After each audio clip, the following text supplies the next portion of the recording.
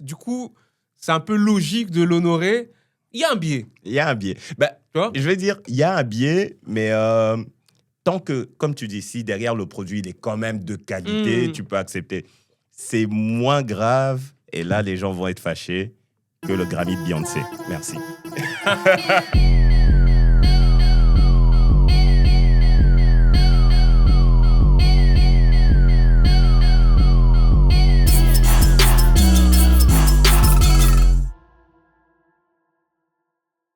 Bienvenue sur Vérité, le podcast qui parle de nos vérités à nous, mais qui les partage avec vous. Je suis Junior. Moi, c'est VO357 et c'est l'été. C'est l'été. C'est l'été. Ça va quoi? Ça va. Hein. Franchement, on a eu une semaine bien chargée au niveau news. C'était pas mal. En effet, déjà, comme vous le voyez, Sandra n'est pas là aujourd'hui. Ah ouais, c'est vrai. Sandra est... tu vas dire quoi aujourd'hui? Vous savez où est-ce qu'elle est. Tout ce que je dirais, c'est qu'elle gagne des miles. Elle est en vacances. Donc, ce sera nous deux aujourd'hui. Ce sera Junior et moi. Ouais. Et comme Junior était en train de le dire, il y a eu plein de trucs qui se sont passés depuis le dernier épisode. D'ailleurs, aujourd'hui, on est à l'épisode 20, si je ne me trompe pas. Et on voulait vous parler d'un truc que j'apprécie particulièrement. Moi, c'est la musique. Et il y a eu les Grammys. Ouais. Les Grammys, franchement. Peut-être que je dis des conneries, mais je crois que c'était la 54e édition. C'était la 50 quelque chose édition des Grammys. D'ailleurs, la première avait été tenue au Hilton.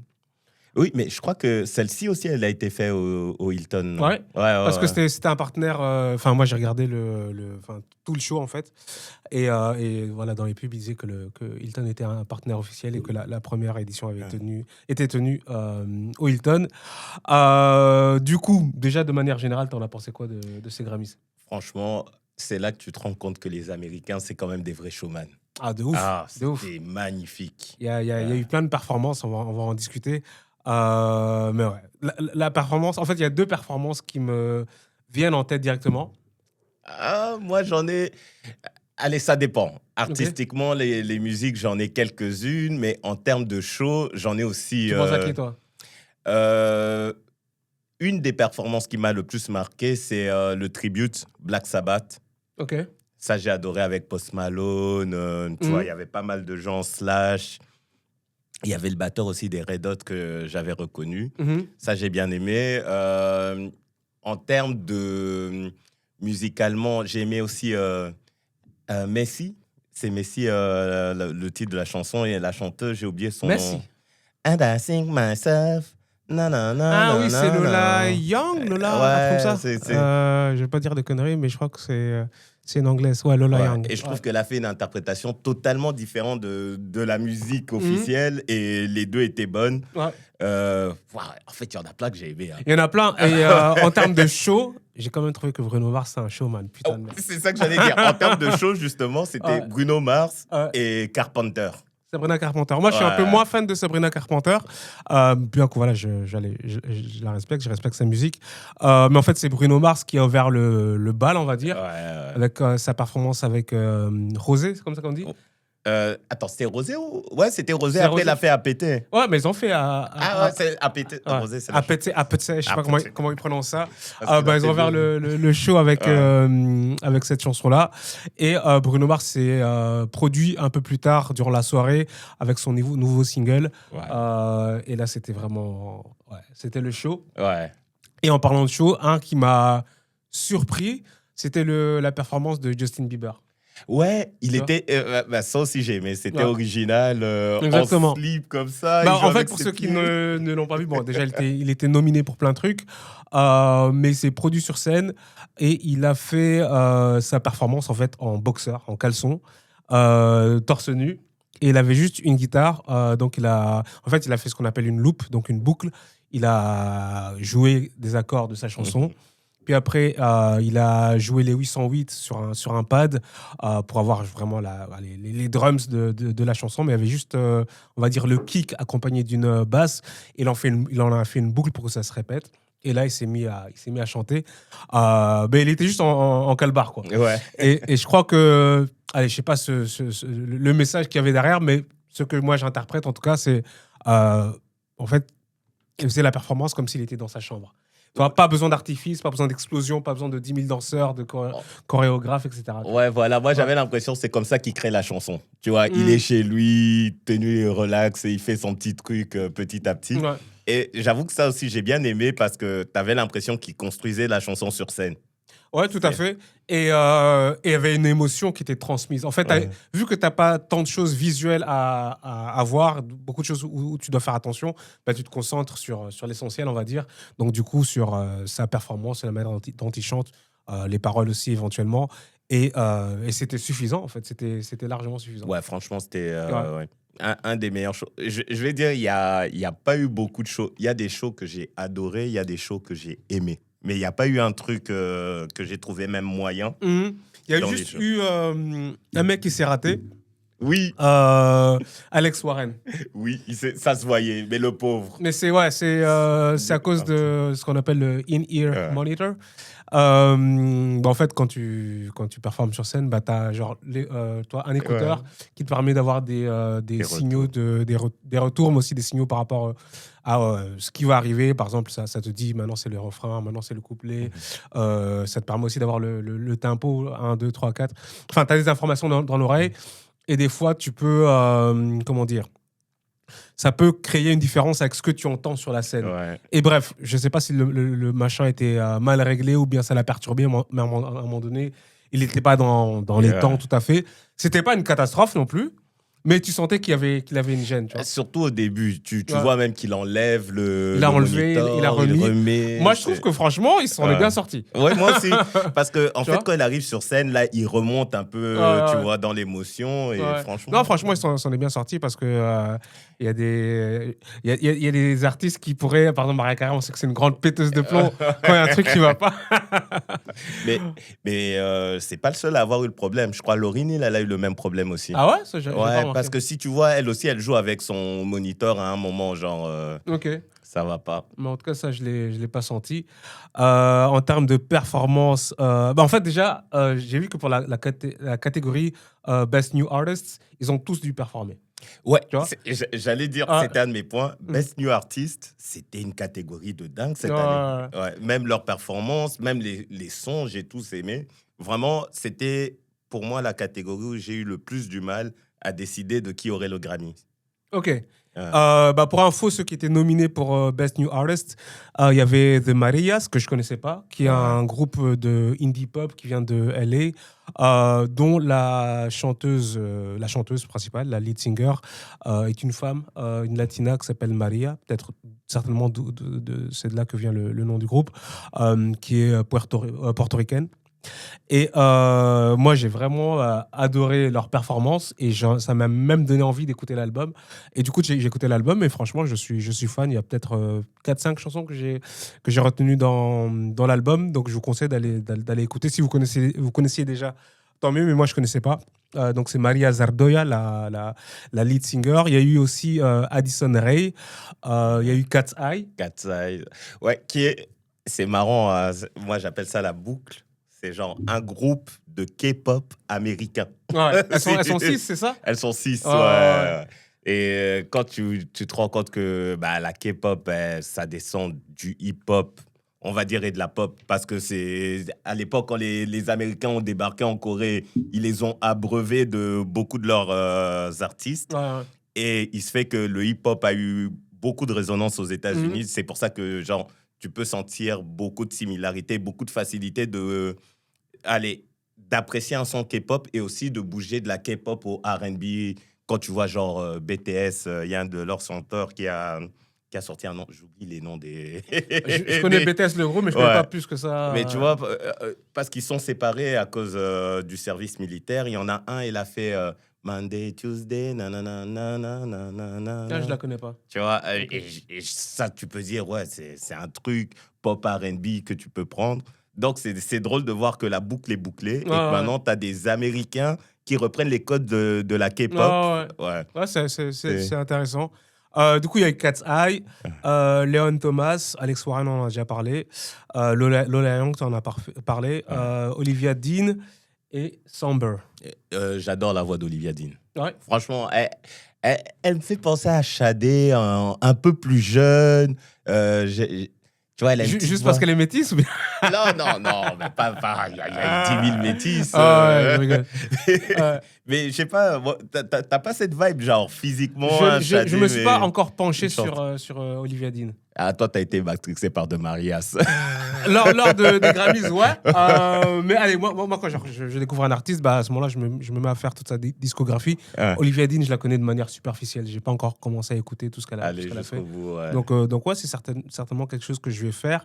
Et Léon Thomas. Comment? T'as dit quoi sur Léon Thomas? Ah, Léon Thomas, lui aussi, j'ai adoré son show, en fait. Ouais. Musicalement, je crois que c'est un que je vais aussi bien creuser parce que j'aime bien la manière dont il pose. Je pense que son univers, ça peut être intéressant. J'aime pas le hip-hop, ce que c'est devenu en mainstream. Et j'ai l'impression que c'est quelqu'un qui retourne vers le hip-hop que j'aimais bien. Donc, hip-hop R&B. R&B, ouais. D'ailleurs, le gagnant de cette catégorie-là, du coup, c'était Olivia Dean,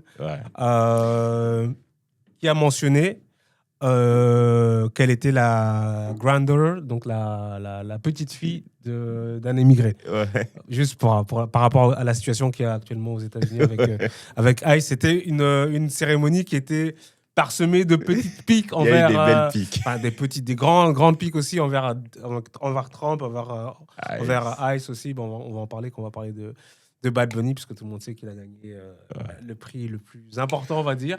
Mais en termes de catégorie... J'ai envie de dire que c'était ses Grammys aussi. Mais il n'y avait pas, justement, celle de Messi, elle n'était pas dans New Artist aussi. Mais j'oublie toujours son nom. Lola Young. Ouais, elle était dans Best New Artist. On a oublié de mentionner que le host était Trevor Noah. Ouais, lui. Qui a bien fait ça. Malheureusement, ses dernières Grammys, il devait arrêter au Grammy précédent. Et on lui a demandé de prolonger. Donc c'est vrai? Ouais. Ok. Mais c'est un super host. En fait, le truc, c'est que j'hésite toujours entre humoriste et présentateur pour lui. Parce que... Non. Moi, je dirais que c'est un humoriste de base, en fait. Ouais, c'est un humoriste de base, mais il a le truc du présentateur, tu vois. Ouais, mais je veux dire, vu que c'est un humoriste de base et qui fait du stand-up, et il a des habilités, des facilités à communiquer, à s'exprimer. Donc, il a fait aussi la radio, du podcasting. Et c'est pas, c'est pas illogique qu'ils finissent par présenter des émissions de cette ampleur. Cette année, c'était sur CBS. Mais moi, je l'ai trouvé très juste. Ouais. Le bon humour, les bonnes références. Il savait rebondir quand il y avait des problèmes. D'ailleurs, il y a eu un problème. Enfin, pas un problème, mais en fait, je skip un peu ce qui s'est passé avant, mais à un moment donné, Cher a présenté. Est-ce que c'était The Best Song? Non, c'était Best Album, non? Attends, non, c'était Record of the Year. Oui. C'est Record of the Year. En fait, pour la petite information, on se demande souvent, enfin, en tout cas, moi, je me posais la question avant, c'est quoi la différence entre Song of the Year et Record of the Year? Et en gros, la différence se trouve sur le fait que Song of the Year, on se concentre sur la chanson sur papier, donc l'écriture. Okay. Donc la manière dont elle est écrite, donc on récompense les auteurs, les gens qui ont participé à la construction de la chanson. L'accent n'est pas mis tellement sur la production ou l'interprétation, c'est vraiment la chanson en tant que telle. Et Record of the Year, c'est vraiment l'enregistrement. Donc la prod, l'interprétation de l'artiste, la performance de l'artiste, le mix de la chanson. Le mastering, donc on récompense aussi les ingénieurs aussi.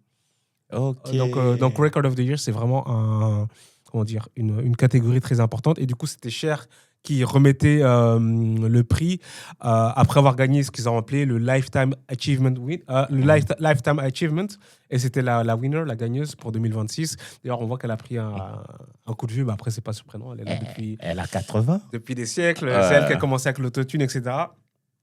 Et du coup, après, elle devait remettre le prix. Donc, dans les nominés pour Record of the Year, il y avait David Tirar Masfoto de Bad Bunny, Man Child de Sabrina Carpenter, Anxiety de Ducci, Ducci, je ne sais jamais comment on prononce son nom, Wildflower de Billie Eilish, Abracadabra de Lady Gaga, Luther de Kendrick et SZA, The Subway de Chapel Roan, Apathy de Bruno Mars et Rosé. Et le gagnant, c'était... Luther. En fait, et pas Kendrick. Ouais. En fait, elle a fait un espèce de lapsus bizarre. En fait, le gagnant, c'était Kendrick Lamar accusé pour la chanson Luther. Et elle a dit un truc genre Luther Vandross ou un truc comme ça. Ouais. Parce que, en fait, la chanson, c'est un sample de Luther Vandross. Et je sais pas pourquoi elle a bugué, elle a dit Luther Vandross. Après, elle s'est repris, enfin tout le monde a compris de qui elle parlait. Mais c'était un peu gênant. Et justement, Trevor Noah a bien rebondi par la suite, une fois que voilà, le prix a été décerné à Kendrick, etc. En parlant du fait que c'était des aléas du live. Mais Cher, elle a fait plein de trucs. Bon, petite parenthèse, elle a d'abord fait un discours que j'ai bien aimé, parce qu'elle expliquait un truc du genre qu'elle a eu... C'est des grosses récompenses au tout début de sa carrière, mais que malgré ça, ça ne l'a pas empêché à faire face à beaucoup de difficultés. Donc, elle encourageait un peu en disant, oui, faut toujours garder la vision long terme, faut pas que les difficultés te fassent tomber. Donc, j'aimais bien. Et elle disait justement que, excuse-moi, justement que elle a eu pas mal de récompenses au début, puis après son label l'a lâché, et c'est après ça qu'elle a fait Believe. Ouais, c'est ça. Parce que genre, dans nos têtes, on se dit Believe, c'est son premier titre. En fait, non, elle avait déjà eu, une carrière, et c'est après que son label l'ait lâché qu'elle a fait Believe, quoi. Pour les millénials, faut écouter Believe. Hein. À mon avis, qu'ils le veuillent ou non, ils ont déjà entendu partout, tu vois, je veux dire. Mais sans être concentré, sans savoir que c'est peut-être Cher. Mais tu vois, justement, à ce moment-là, elle finit son discours et elle se casse. Elle se casse, elle ne savait pas qu'elle devait présenter. Bordeaux, va la chercher. Non, elle était à l'ouest. Hein. Elle était complètement à l'ouest. Donc, ce qui a suivi n'était pas trop surprenant, mais ouais, c'est Cher. Ah oui, j'étais en train de parler des différentes catégories. Oui. Du coup, la première dont ils ont parlé... En fait, j'ai l'impression qu'il y a genre la cérémonie qu'on a vue, qui durait peut-être 2h30, un peu moins de 3 heures, mais qu'il y a une autre cérémonie avant. Ouais, parce qu'il y a beaucoup plus de prix que ceux présentés. Déjà, il y a la cérémonie dont on parle, c'est la non-classical. Tu vois, parce que genre, il y a la cérémonie pour la musique classique, etc. Bon, ils savent que voilà, on va pas regarder ça pendant 3 heures. Donc, c'est pas ce qui est mis le plus en avant. Mais du coup, deuxième performance, c'était Sabrina Carpenter. Ouais. Moi, je trouvais que c'est quand même très, très, très, très playbacké. Je m'attends à ce qu'il y ait du playback, mais elle, il y a des moments où genre, voilà. C'est pour ça que j'ai dit le show et pas l'artistique. Ouais. Mais parce que, allez, tu vois, avec les danses, avec tous les mouvements qu'elle avait, je sais pas si elle aurait pu... Parce que voilà, il y a plein d'autres artistes qui ont performé, qui n'étaient pas en playback, mais voilà, elle ça se ressentait, mais c'est pas pourtant que le show n'était pas bien. La première dont ils ont parlé, c'était la catégorie du Best Rap Album, qui était présentée par Queen Latifah et Doechii. Pardonnez-moi si je prononce pas bien ce nom, je ne saurais jamais le prononcer. Petite parenthèse, Doechii était très fraîche. Elle était fraîche. Elle était cheveux Et pour le Best Rap Album, il y avait l'album de Clips. Donc les deux frères de Virginia qui sont dans l'entourage de... Enfin, c'est des frères à Pharrell Williams carrément.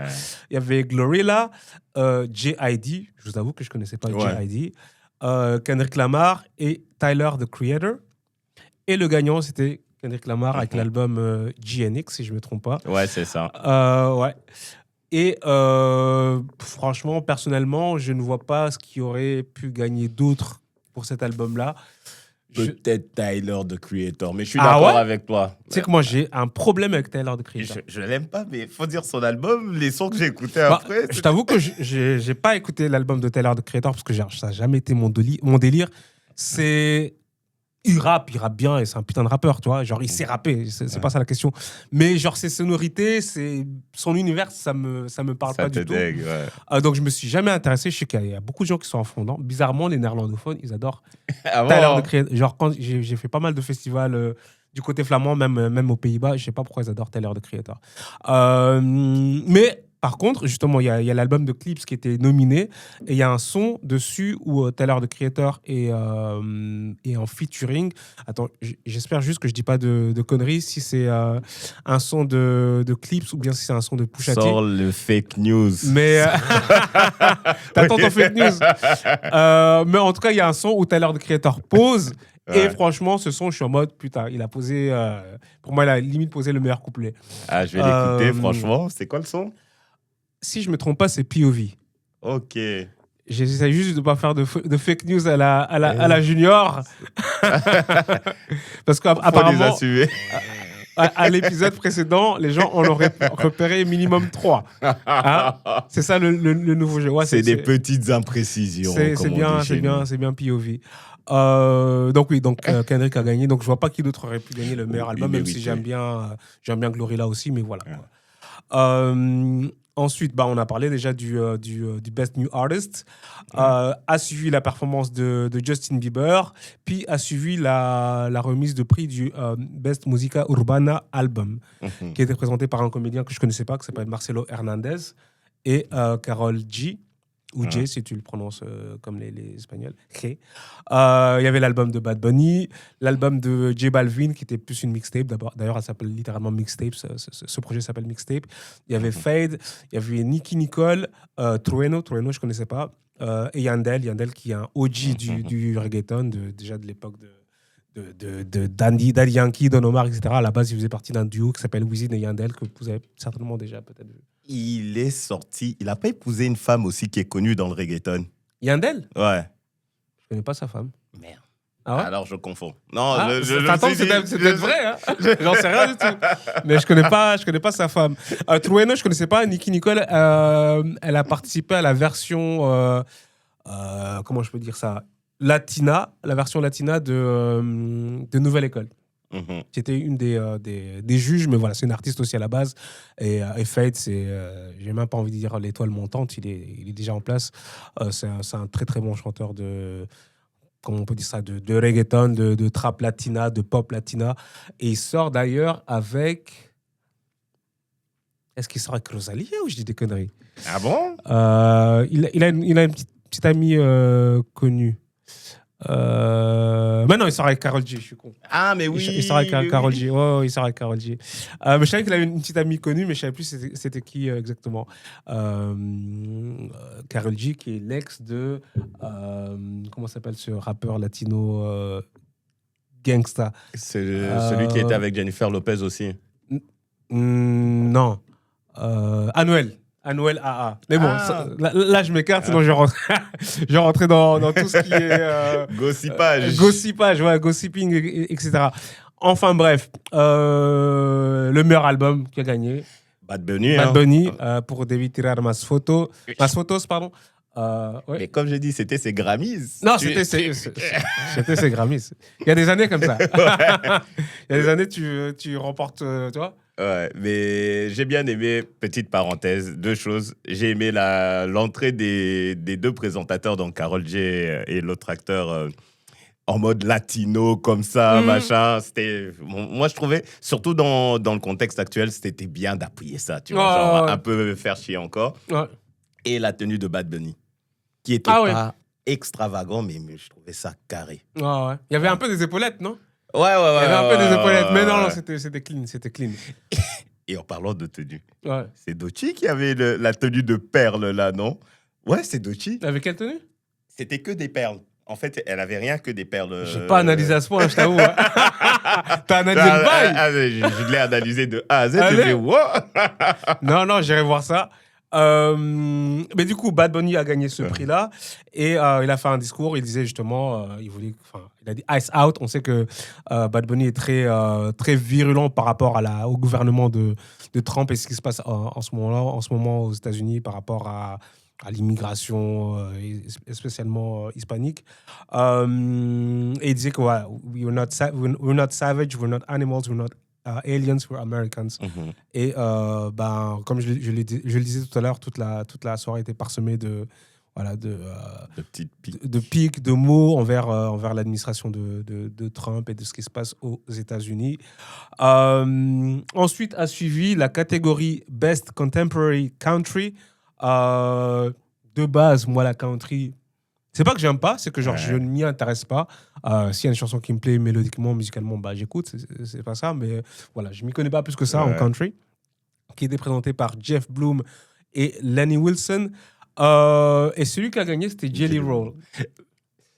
Ouais, le son, franchement, il était pas mal, je l'ai écouté, mais je suis pas un pro de la country, mais le personnage C'est un C'est personnage. un putain de personnage. Mais moi, j'aimais son discours. Mais oui, mais j'ai fait.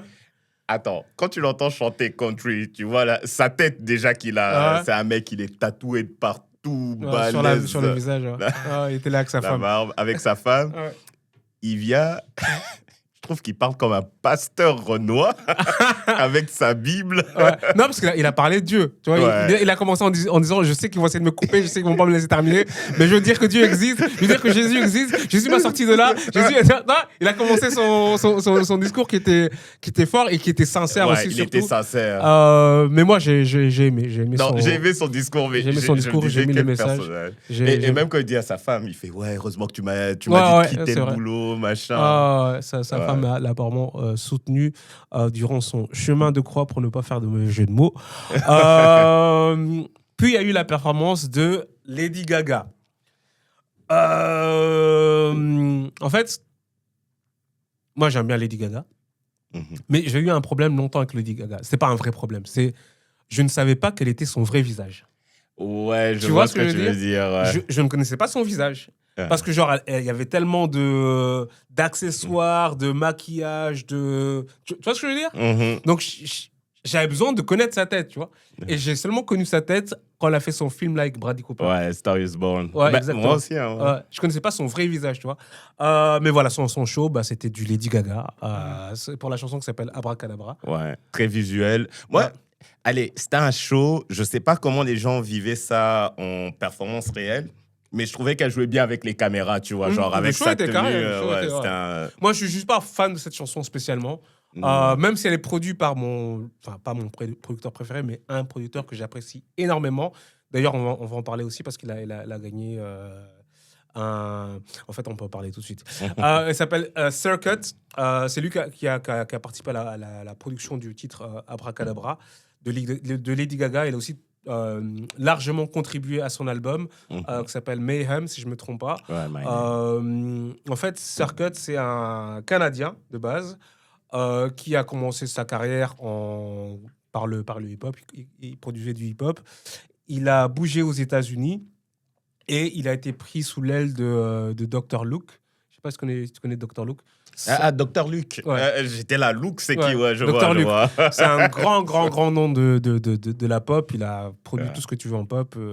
On va dire que c'est le Max Martin de sa génération. Max Martin qui est aussi un grand producteur de pop de l'époque des Backstreet Boys, etc. Et donc, Circuit a été pris il était aussi DJ. D'où son nom qui était Sir Cat. Ah, d'accord. Du coup, il a combiné les deux, c'est devenu Circuit. Donc, il était sous l'aile de Dr. Luke.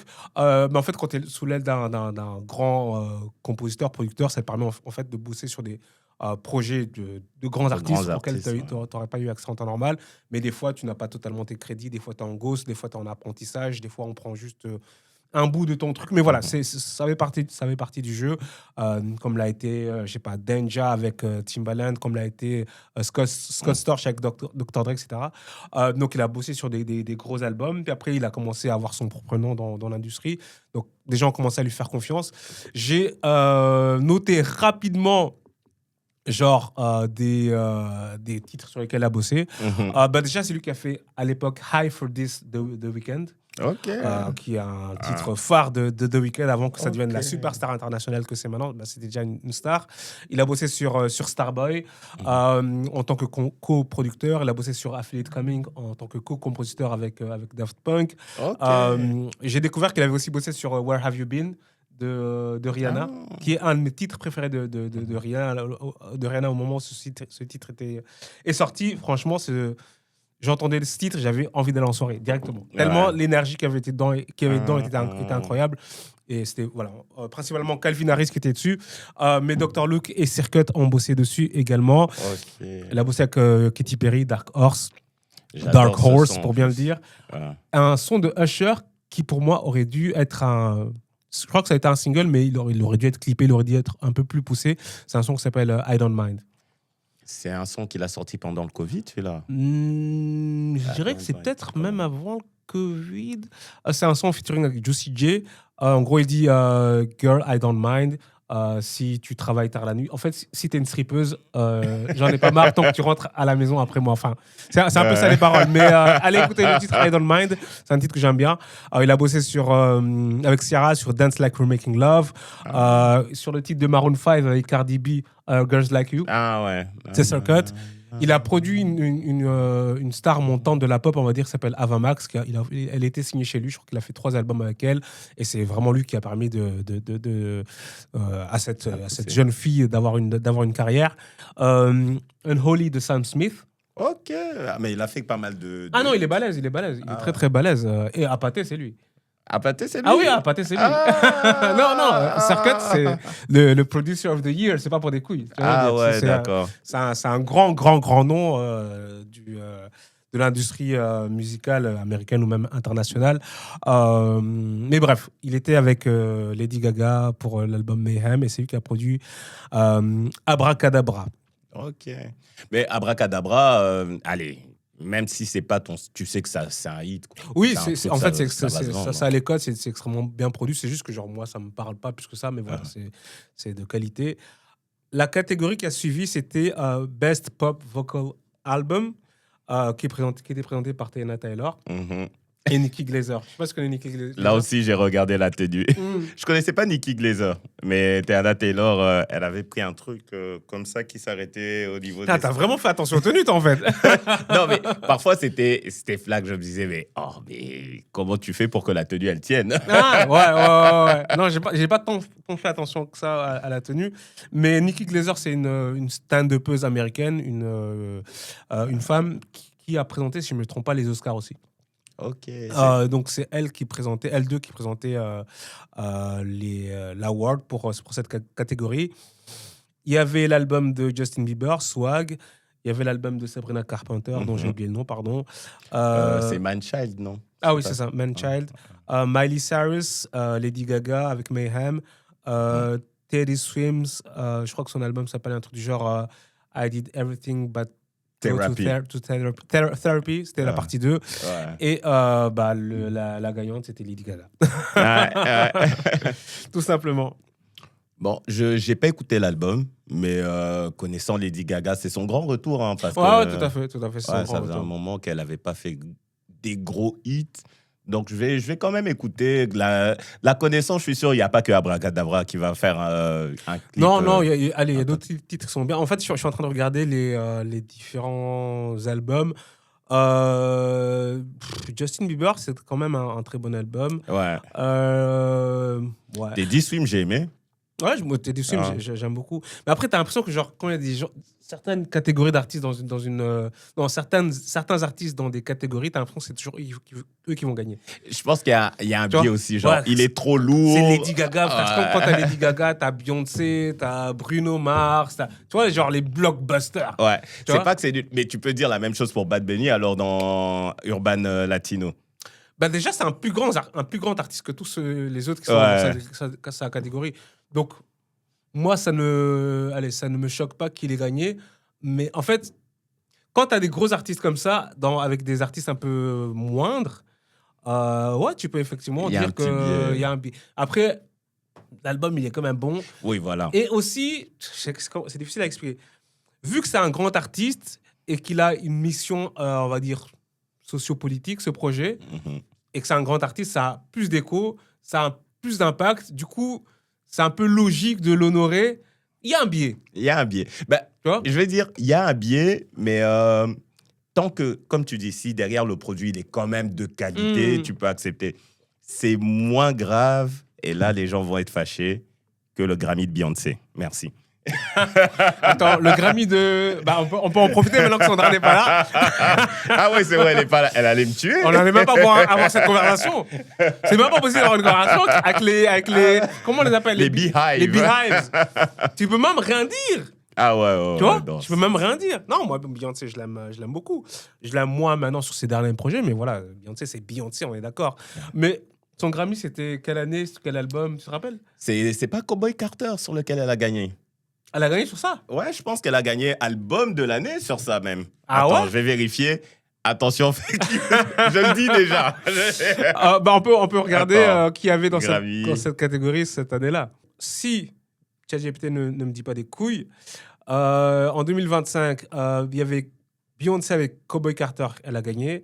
Il y avait André 3000 avec New Blue Sun. Sabrina Carpenter avec Short and Sweet. Charlie XCX. Pourquoi il ne met pas le titre? ChatGPT me rend fou. Bref, il y avait l'album de Charlie XCX, il y avait Jacob Collier, Billie Eilish, Taylor Swift, Chappell Roan. Bon. C'est pas forcément ma tasse de thé, tout ça. Enfin, je veux dire, j'écoute Billie Eilish, j'aime bien des sons à elle. Billie Eilish, on peut quand même lui donner. Hein. Billie Eilish, elle aurait pu gagner. Donner. Charlie XCX aussi. Album de l'année. Cowboy Carter, mon cher. Non mais Cowboy Carter. Attends. Je suis pas fan. Ça va d'accord, tu vois, je veux dire. Mais Charlie XCX, je trouve qu'elle a plus un impact, je dirais pas social, mais sur les réseaux sociaux. C'est plus une figure emblématique d'une certaine catégorie de femmes qu'une artiste. Je veux dire, elle fait la musique, oui, elle sort de la musique, donc oui, c'est une artiste, mais je veux dire, c'est pas une grande artiste, c'est une icône. Non, allez, je veux dire, elle a eu un beau projet. Ouais. Il y a eu pas mal de sons qui sont Brad, sortis je crois que c'est Brad, son projet, ouais. Sur l'album qui était sélectionné là. Donc pour moi, allez, sur l'album de Beyoncé, t'as eu quoi comme son marquant?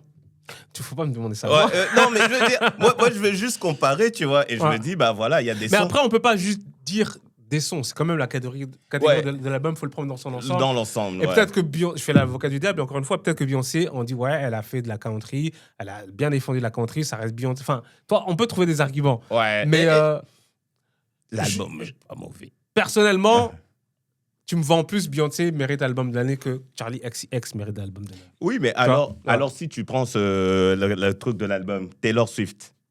Attends, je vais vérifier l'album. C'est tout à fait un argument. Alors là, tu peux dire. Et je suis pas un Swiftie du tout. Moi non plus. Mais Cowboy Carter, c'est pas mon album préféré de Beyoncé, mais genre là, tu vois, pas du tout. Tu vois. Et Taylor Swift, tu sais que c'est elle qui écrit et tout. Elle est à fond dans la composition de ses albums, donc. Moi, j'ai toujours on n'est pas là pour haïr sur Beyoncé, soyons clairs. Hein, j'ai toujours été un peu froid sur certaines nominations de Beyoncé, sans être méchant, parce que parfois, tu dis, bon, Beyoncé, elle a fait des trucs de dingue. Et peut-être même en début de carrière, qui est, moi, ma partie préférée de Beyoncé, elle n'a pas eu les fleurs qu'elle méritait. Mais je pense qu'il y a un côté où on essaie de compenser ça. Franchement, on va prendre le temps. On va prendre le temps. Discographie. Non, il faut parler un moment. Ouais, non. Sandra n'est pas là. On va parler. Elle va nous tuer, mon Dieu. On va parler jusqu'où, parce que je me rappelle que je crois que c'était dans le dernier épisode, j'avais dit que Lemonade, j'avais pas adhéré. Ouais. Premier album de Beyoncé, 2003, Dangerously in Love. Il y a rien à dire. Un album incroyable. Ouais. Ensuite, B-Day, j'ai bien aimé. Ouais, ça va. Sur B-Day, très rapidement, c'est pas où il y avait Irreplaceable, etc. Ou bien c'était plus tard. Non. De mémoire, c'est où Tracklist? Je crois que si tu vas en arrière, je suis. Ouais, je suis. Il y avait Beautiful Liar avec Shakira. Upgrade You. T'as dit quoi? Upgrade You.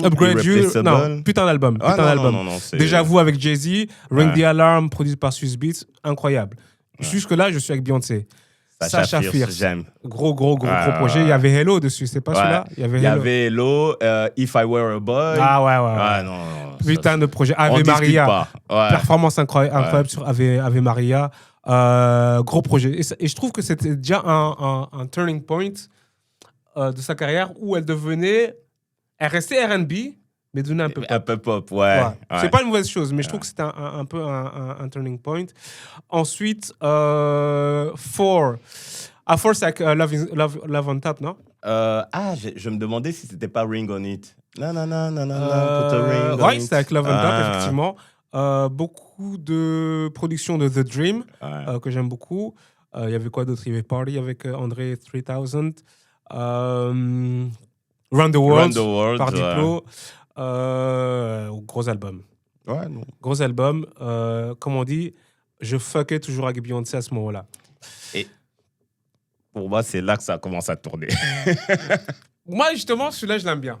Ah bon? L'album qui s'appelle Beyoncé, qui est son 5e album, 2013, parce qu'il y a un gars que je kiffe de ouf, un compositeur qui s'appelle Hit Boy. Il a fait des putains de prods dessus. Et attends, c'est où la tracklist? Voilà. Il y avait Drunk in Love dessus quand même. Ah, c'est vrai, il y avait Pretty Hurt. Il y Pretty Hurt, avait c'était Drunk bien. in Love, il y avait Partition. Partition, putain de titre. Flawless, c'est celui-là que je kiffe de ouf. Produit par Hit Boy. Flawless, putain de son. Mais là, elle était bien dans la pop. Hein. Attends. Pas forcément. Pretty Hurt. Je trouve qu'en fait, c'était un bon mélange, parce qu'il y avait de la pop, il y avait des sons même hip-hop. Drunk in Love. Ouais, quand tu écoutes aussi Flawless, en plus, il y a une intro avec une, je sais pas, c'est une meuf qui parlait au début du son, tu te rappelles pas? C'est une Africaine qui fait un discours très, très féministe, une Nigériane. Oui. Exactement. Non, cet album, j'étais encore chaud sur Beyoncé. Moi, je te dis, c'est quand il y a eu Lemonade. C'est quand il y a eu Lemonade. On peut me dire ce qu'on veut, Lemonade. Bah, c'est le suivant. 2016, donc 3 ans plus tard.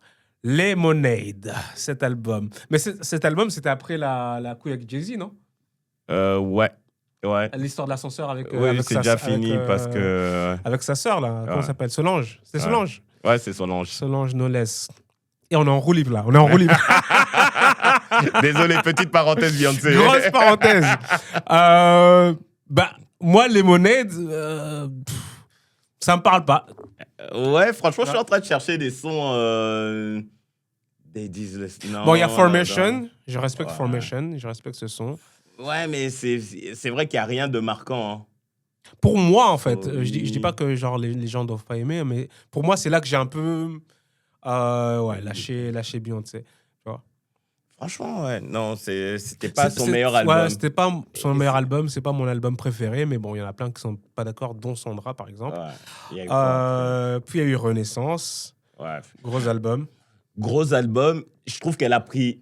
Allez, je sais pas. On dirait qu'elle a pris un risque. Tu trouves?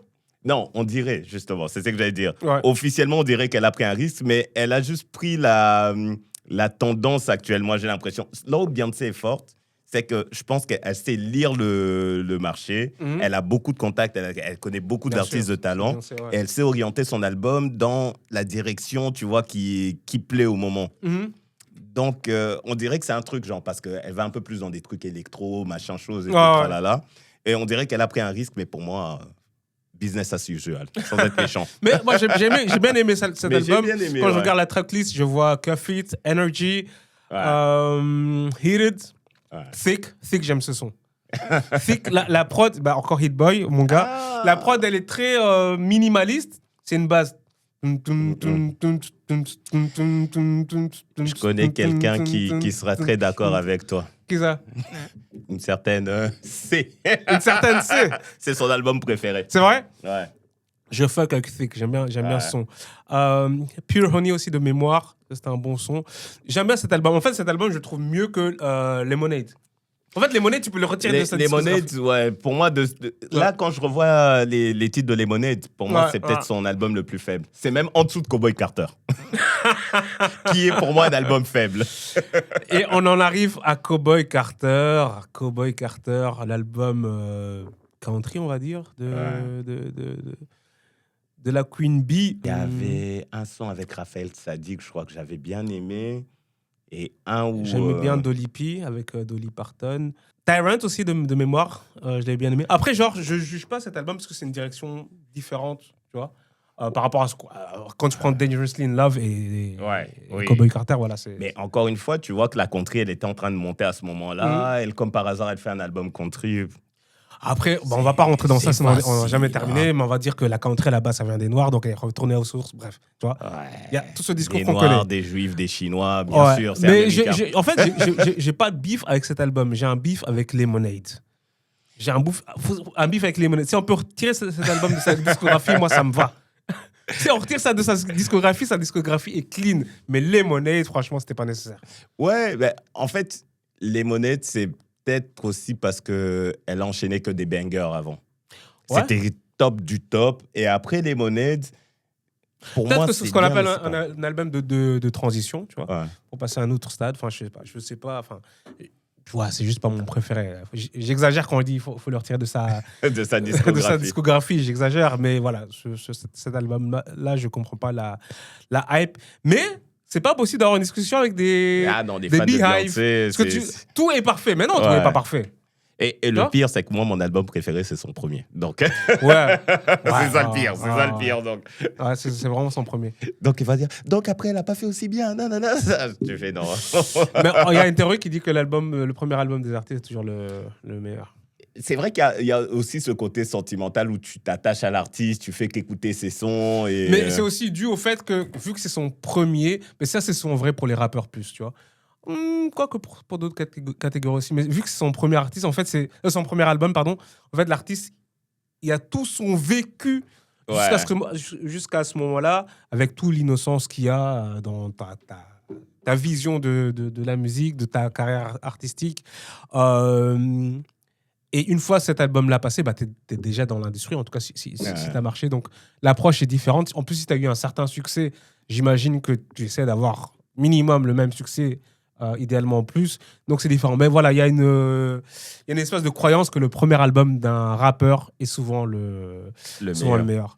Bon, Kanye, c'était le deuxième selon moi, mais bon.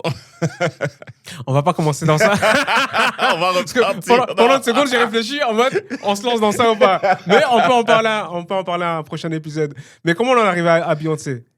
Parce qu'on disait que, voilà, les prix, parfois, genre c'est Lady Gaga qui a gagné. Ouais. Il y a un petit biais, mais Beyoncé, il y a un biais énorme. Lady Gaga, donc elle a gagné Best Pop Vocal Album. Il y avait d'ailleurs Circuit sur scène avec elle pour récupérer ce prix. Ouais. Puis la prochaine catégorie, bah, du coup, c'était Best Pop Solo Performance, Popo, qui était décerné par Charli XCX. Ouais. Et je crois qu'elle avait gagné l'année passée. Parce que je crois qu'elle est arrivée en disant ouais, c'est moi qui avais gagné, mais c'est et maintenant c'est moi qui présente. Ouais, et l'attention elle n'a pas de sur moi. Ce qui est important, c'est les nominés de cette année-ci. Il y avait Justin Bieber avec Daisies, Man Child de Sabrina Carpenter, DC's de Lady Gaga, The Subway de Chappell Roan, Messi de Lola Young que t'aimes bien. Ouais. Et c'est elle qui a gagné et j'étais contente pour elle. Franchement, elle aussi, c'est un personnage. Hein. Bah, je trouve que les paroles sont bien. Et puis, tu sais qu'elle a des problèmes psychiatriques. Ah, je savais pas du tout. Donc, elle est schizo-affective. Ça veut dire que, genre, elle a des symptômes de la schizophrénie et de la bipolarité, tu vois. Oula. Et du coup, ça sera très chaud d'aller voir ses concerts parce qu'il y a des gros risques d'annulation. Il faut savoir ça. Mais tu vois, quand tu connais sa situation et que tu réécoutes Messi, je trouve que c'est pas mal de voir comment elle arrive à mettre ça en place, tu vois. Ah, c'est bon à savoir. Je sais pas d'où elle vient en Angleterre, mais elle a un putain d'accent. Ouais. Et puis quand elle monte comme ça avec son pantalon. Non, c'est un personnage. C'est un personnage. Mais ce qui était marrant aussi pendant la cérémonie, c'est comment Trevor Smith voulait absolument que... Non, Trevor Noah. Pourquoi je dis Trevor Smith Trevor Noah. C'est qui Trevor Smith? C'est pas un acteur. Bonne question. Mais ça, non, c'est pas ses crèmes. Hein. Ouais, c'est un pratiquant de MMA. Je sais pas comment ça m'est venu en tête. Trevor Noah voulait absolument que Bad Bunny chante. Ouais, c'était marrant. Donc, il essaie par tous les moyens de le faire chanter parce qu'apparemment, contractuellement, Bad Bunny ne peut pas chanter d'ici le Super Bowl, vu qu'il va se produire au halftime show. Mais voilà, il y avait un espèce de jeu. À mon avis, ils sont quand même coordonnés. Tu vois, il y avait un espèce de jeu entre Trevor Noah et Bad Bunny où il demandait à chaque fois de... Je sais pas, il disait par exemple les premières paroles de David Tirar Mas Fotos pour que lui continue, mais au final, voilà. Il y a même un petit band qui arrivait pour jouer à la musique, pour lui donner un peu envie de chanter, mais voilà, il n'a pas fait. Ensuite, Song of the Year, qui était présenté par Carole King. Elle aussi, je ne connaissais pas d'ailleurs. Une auteure, compositrice, interprète américaine, populaire dans les années 70. Non, je la connaissais pas. Et elle présentait Song of the Year. Il y avait Abracadabra encore de Lady Gaga, Anxiety de Doechii, Apathy de Bruno Mars et Rosé. Rosé. Je pensais à Rick Ross quand j'ai dit Rosé. Rosé. David Tirar Mas Photo de Bad Bunny, Golden de Demon Hunters. Ouais. Ok. Y a une pote qui adore cette chanson. Ah ouais? Enfin, Kimlan saura c'est qui. D'accord. Luther de Kendrick Lamar, Man-Child de Sabrina Carpenter, Wildflower de Billie Eilish. Et la gagnante était la Billie, dernière, Billie Ouais. Eilish. Mais ça aussi, c'était une catégorie difficile. Je trouve qu'il y avait des très bons sons. Tu prends Bad Bunny, tu prends Golden. Golden, franchement, j'adore. J'ai pas écouté Golden. Faut avoir des neveux pour ça, je crois. Mais le son, il est bien, tu vois, genre en pop. Mais je suis d'accord avec toi que c'est une catégorie difficile parce qu'il y a beaucoup de bonnes chansons en fait. Ouais. Il y a beaucoup de bonnes chansons. Et donc Billie Eilish a récupéré son prix et a aussi dit No one is illegal on Stolen Island, et tout le monde était content, tout le monde a apprécié. Ouais. Elle a dit fuck Ice, ça a été bipé. Mais tu sais que les gens, ils n'ont pas compris pourquoi ils disent ça. Ils font, mais non. Mais en réalité, elle réagit aussi sur ce que Trump disait sur le Groenland. Parce que Trump dit, ouais, c'est pas parce que les Danois ils sont arrivés au Groenland que le Groenland devient automatiquement européen. Donc elle lui retoque, elle fait, mais nous aussi on est en Stolen Land. Techniquement, ouais. Les Native Americans étaient là avant nous. Il y a une performance par Tyler, the Creator, après, qui était une performance très jouée, très... Je trouvais qu'elle était Kendrick Lamar-esque. Je vois ce que je veux dire. Ou bien Childish Gambino-esque. Tu vois ce que je veux dire ou pas? Ouais, genre très, très joué, avec des trucs qui se passent, tu vois? Ouais. Très scénarisé. Elle était bien, la performance. Encore une fois, Tyler, the Creator, c'est pas ma tasse de thé, mais je respecte. Avec absolument. La fin en explosion sur une scène, je me suis dit, mais comment ils font pour nettoyer les scènes entre chaque chanson? Tu vois, il doit y avoir un staff de dingue. Ah, mais c'est sûr, c'est un gros machin. Puis il y a une nouvelle catégorie qui existe depuis des années qui s'appelle Dr. Dre Global Impact Award, qui était présenté par Q-Tip. Q-Tip qui est un ancien membre de Tribe Called Quest. Ouais. Et c'était Pharrell Williams qui a gagné. C'était beau. Et après, c'est là qu'il a fait son son aussi, Pharrell, avec Clips. Ah ouais, il a performé. C'était pas tout de suite à ce moment-là, c'est un peu plus tard, mais on peut en parler. Il a performé avec Clips, donc le duo de rappeurs qui sont des frères, composés de Pusha T et Malice. Je sais pas s'il s'appelle encore Malice, parce qu'à un moment donné, il s'était appelé No Malice. Ah bon? Ouais, en mode... c'était un peu plus pieux de dire No Malice, pas de Malice, mais je crois que c'est redevenu Malice. Enfin bref, ils ont performé une chanson issue de leur dernier album qui s'appelle Let God Sort Them Out, avec Pharrell. Pharrell qui est un ami d'enfance, qui était là à leur début de carrière, qui a toujours composé pour eux. Enfin bref. Et ouais, belle performance. J'ai adoré ce son. Franchement, c'était un de mes sons préférés du truc. Ouais. Puis c'est là qu'ils sont passés à tout ce qui était, comment je peux appeler ça? Tribute, memorials. Des gens qui étaient décédés. Il y a beaucoup de gens qui sont décédés dans l'industrie l'année passée, dont Jimmy Cliff. Je sais pas si tu as remarqué que genre il y avait des noms qui s'affichaient sur l'écran. Des fois c'était des chanteurs, des fois des auteurs, des compositeurs, des fois des ingénieurs, des fois des exécutifs dans l'industrie du disque. Et quand tu avais certains artistes, ça applaudissait plus. Tu vois, j'ai pas fait attention. Genre à Jimmy Cliff, ça applaudit plus qu'avant. Ah bon? J'ai pas fait attention. Donc c'est quand c'était des renards, ça applaudissait plus. Ah bon. Et là, il y a Lauryn Hill qui a performé. Ouais, Lauryn. Performance bonne, sans plus. Tu parles d'elle-même? Ouais, ok, ouais, je suis d'accord. Maintenant, il y a... le truc qui était bien, c'est qu'elle a performé, c'était pour D'Angelo. Et j'aimais bien le fait où elle commence, et puis c'était Nothing Even Matter, je pense, hein, le premier son qu'elle fait. Nothing Even Matter. Et puis après, il y a How Does It Feel? Et puis c'est d'autres artistes qui arrivent, t'as Wyclef qui monte. Il y a eu énormément d'artistes qui sont passés, j'en ai noté quelques-uns, des artistes R&B, soul. Il y a eu Lucky Day, qui est un artiste qui monte maintenant, un artiste R&B soul. Il y a eu Léon Thomas, il y a eu Raphaël Saadiq, pour ceux qui se rappellent de Raphaël Saadiq. C'est un dieu. Anthony Hamilton, il y a eu Bilal pour les connaisseurs, les puristes. Il y a eu John Baptiste, que tout le monde connaît, qui est un musicien talentueux, qui sait tout faire, jouer du piano, de la trompette, du violon, ce que tu veux, il est super talentueux. Il y a eu John Legend, il y a eu Chaka Khan, il y a eu Wyclef Jean qui est monté. Et dans ceux qui en sont morts, bah, il y a eu D'Angelo, il y a eu Angie Stone aussi. Ouais. Qui est décédé. Il y a aussi ça que je disais l'autre fois, c'est que donc t'as Lauryn Hill sur scène avec Wyclef Jean et John Forte qui est décédé, qui faisait partie des Fugees. Et t'as Pras qui a des soucis avec, avec la justice parce qu'il est dans d'autres histoires d'argent, de politique. Enfin, c'est un peu, le gars fait une Sarko, je crois. Ouais.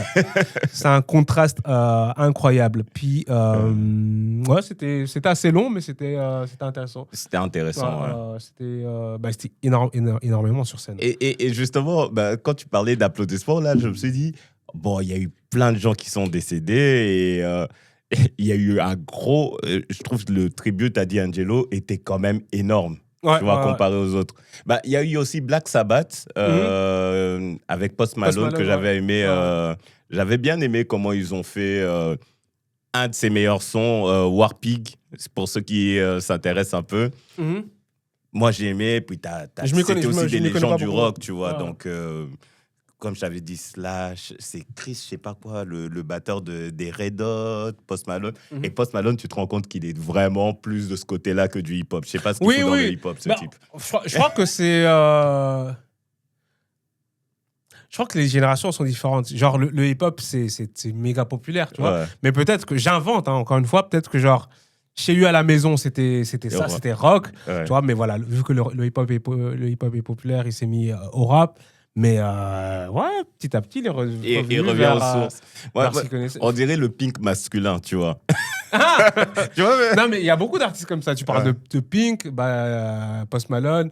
Il y a MJK aussi qui avait fait ça. MJK, tu te rappelles, au début, c'était un rappeur. Hein. Tu vois, il est revenu vers autre chose. Et il y en a d'autres qui ne me reviennent pas en tête, mais c'est un truc qu'on voit assez souvent. T'as l'impression qu'ils reviennent un peu à leur essence, en fait. Ouais, tu vois c'est vrai. Et si tu peux toucher les deux industries, c'est encore mieux. Ouais. Tu vois tu vas avoir ceux qui aiment le hip-hop, tu vas avoir ceux qui aiment le rock, tu touches tous les États-Unis, en fait. Ouais, et lui touche même un peu à la country. Exactement. C'est vrai que... Record of the Year, j'ai vraiment dit ça comme un comme un prof de français qui parle anglais. Record of the Year, on en a déjà parlé. Il y a un truc qui s'appelle Person of the Year Benefit Gala qui a été accordé à Maria Carey. Ouais, mais elle n'était pas là. Elle n'était pas là. Pour pas changer. Songwriter of the Year, c'était une meuf qui s'appelle Amy Allen, que je connaissais pas. Ellen. Elle a écrit sur Apathy. Elle a écrit pour Sabrina Carpenter, Tate McRae, Justin Timberlake également. Okay. Et à la fin, il y a eu le prix le plus important qui est Album de l'année. Ouais. Présenté par Harry Styles. Je crois qu'il avait gagné l'année passée. Ouais, c'est ça. Oui, Harry Styles, il y avait l'album de Bad Bunny, Swag de Bieber, Sabrina Carpenter. Son album, c'est Man's Best Friend, c'est pas Man's Child. Ouais. Fake news. Non, je crois, non, son titre qui était dans le truc, ça s'appelle Man Child. Ouais, c'est pour ça que j'ai... C'est ça le titre. L'album de Pusha T, Let God Sort Them Out, Mayhem de Lady Gaga, GNX de Kendrick Lamar, l'album de Leon Thomas, l'album de Tyler, The Creator, qui s'appelle Chromacopia. Si je ne me trompe pas. Et voilà, tout le monde le sait, vous l'avez vu sur les réseaux sociaux. Le gagnant était Bad Bunny. Et c'est devenu un buzz. Ah ouais. Mais c'est devenu un mème. Mais quelle émotion. Ouais, quelle émotion. Franchement, je crois qu'il a pris 15 secondes avant d'aller sur scène et d'aller récupérer son prix, tu vois. Ouais. Et non, c'était beau. En fait, c'est quand même bien de regarder les choses dans leur entièreté.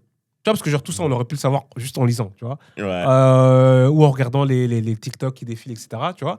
Mais quand tu as vécu genre l'émission, tu as plus d'émotions aussi. Oui. Tu vois, tu as plus d'émotions. Et donc, c'est quand même bien de regarder les choses des fois et pas juste avoir les grands titres et les grandes lignes, tu vois. Et comme tu dis, par exemple, Best New Artist, c'est en regardant les performances, en écoutant les chansons que tu dis, ah ouais, non, mais en fait, elle est vraiment intéressante, elle mérite d'être là, tu vois, cette personne-là. Totalement. Ouais. Parce que voilà, on est en vue les Best New Artists.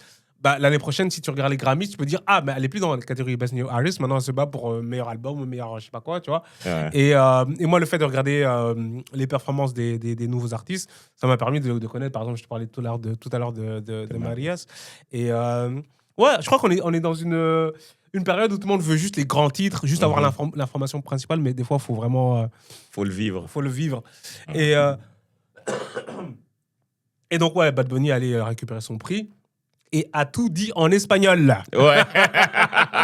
Tant pis pour vous. C'était beau. Non, mais... Non, mais je dis tant pis pour vous, tant pis pour l'administration Trump, enfin, tous les rascars, on va dire. Mais en gros, vous imaginez bien ce qu'il a dit. Remercier ceux qui ont travaillé sur cet album, les producteurs, sa famille, sa mère pour l'avoir accouché. Il a dit un truc du genre. Sa famille, la communauté latina, portoricaine plus précisément. Il a parlé de ICE, de l'administration Trump. Puis ouais, je crois que... Allez, c'était pas un discours inattendu, mais c'était un peu émouvant quand même. Oui, tu vois. c'était... Ouais. Et comme tu dis, c'était ses Grammys. Hein. Ouais. Il était à la maison. C'était ses Grammys. Et c'est quand même incroyable, parce que je crois que je l'avais dit dans un épisode précédent, que genre j'ai découvert Bad Bunny genre en 2000... je crois que c'était 18, parce que j'étais beaucoup en Espagne, beaucoup à Madrid. Et à l'époque, c'était à l'époque où il venait de sortir Chambea, qui était l'un de ses premiers gros titres. Il était rasé, il avait la boule à Z, enfin, il n'avait pas encore le look qu'il avait maintenant. Et genre, tu te dis, ça fait quoi? Ça fait 8 ans. 8 ans plus tard, il gagne un meilleur album de l'année, du monde, de la planète. Ouais. Tu vois, je veux dire, c'est quand même un parcours incroyable, quoi. Ouais, et c'est devenu d'un artiste que genre les gens parfois ils entendaient une chanson, ils connaissaient pas, que maintenant tout le monde connaît l'album. Ouais, bien sûr, tout le monde. Et je trouve que ça devient même un peu trop hype. Ah, c'est ça la tristesse hein, quand tu découvres quelqu'un. C'est ça la mondialisation. Je sais pas quand t'es en soirée ou quoi et qu'ils mettent une chanson de Bad Bunny, les gens font ah, c'est mon artiste. Ça veut dire Tu dis depuis quand? Depuis cet album-là.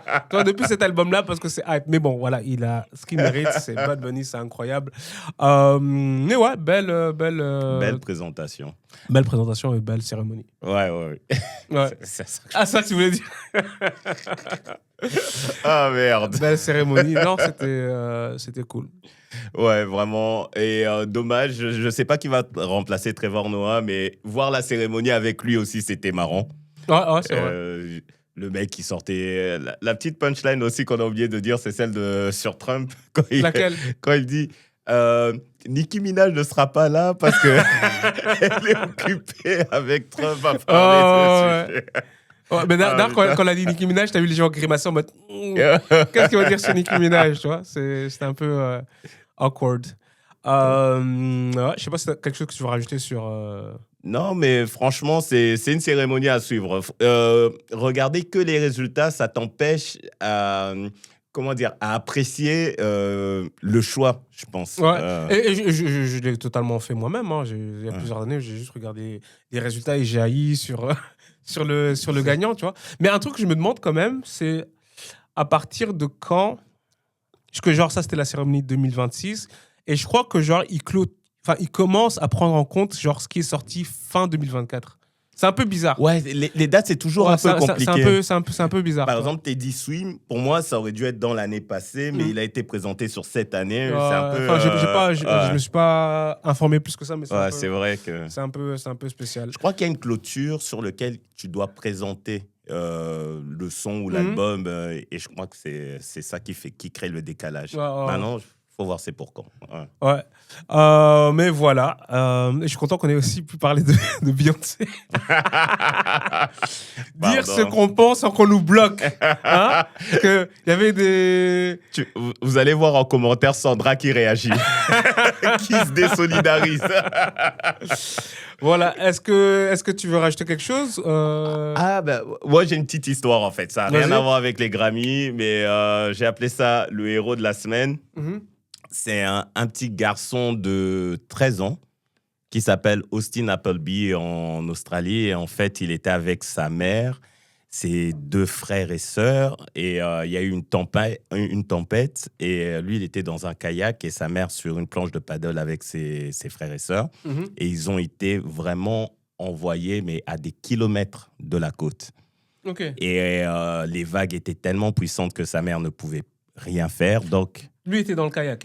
Il était dans le kayak et sa mère était sur le paddle avec les deux autres enfants. Okay. Et en fait, sa mère, elle n'a pas le choix. Elle dit au fils, écoute, rame jusqu'à la côte et trouve de l'aide. Le gamin prend son kayak, il commence à ramer. Les vagues sont tellement puissantes que le kayak se renverse. Mais non. Le gamin, il dit « fuck le kayak », il va en nageant.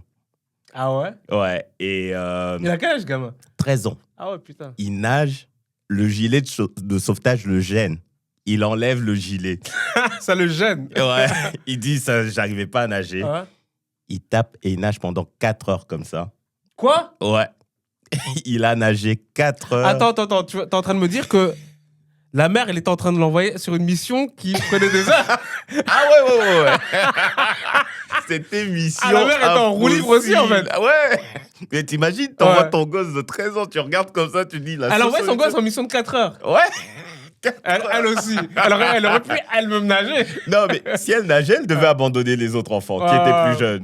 Donc, c'était vraiment la seule solution. La meilleure solution, ouais. Et le gamin, il a dit, pendant 4 heures, il pensait juste à des trucs qui le faisaient plaisir, mais il est arrivé totalement fatigué, déshydraté. Il a couru 2 kilomètres pour trouver... C'est l'Australie, ça. C'est ça le problème, l'Australie.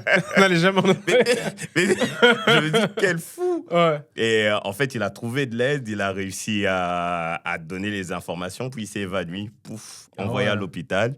Et on a retrouvé la mère et les 2 enfants. C'était vivant? Ouais, vivants.